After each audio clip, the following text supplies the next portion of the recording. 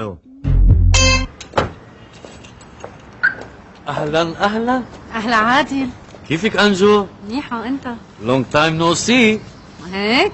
شو اخبارك؟ منيحة. شو ايمتى اخر مرة دخلك التقينا ببعض؟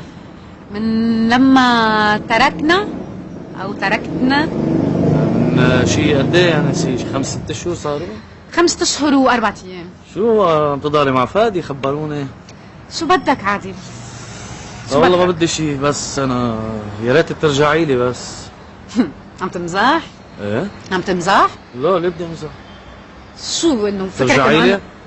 عادل خلص شو بدك هلا عند هالصبح يعني بعدني فايقه ورايقه، ما بدي هلا اقعد اسمع حديثك البايخ يعني. ليه حديثي بايخ؟ عم بقول لك رجعي لي، شو فيها شو يعني؟ رجعي لي؟ ما بقى تعيدها هيدي كمان يعني انه عم تفتح لي جروحاتي يعني انه جاي تغيظني؟ عم بقول لك طب اعملي معروف رجعي لي. شو بك عادي؟ شو رجعي لي؟ شو هيك كلمة بتنقال بالتام هيك يعني رجعي لي؟ بقوم انا دغري برجع لك؟ ايه بس شو عم بقول لك رجعي لي رجعي. كيف بدي ارجع لك عادي؟ فكرها هالقد بوس هي اجرك رجعي لي.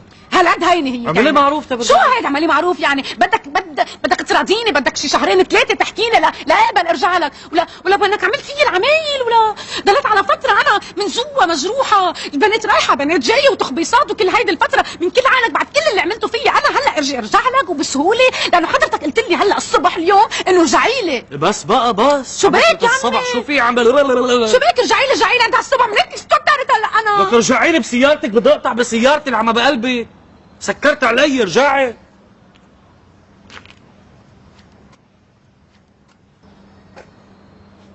يلا لشوف.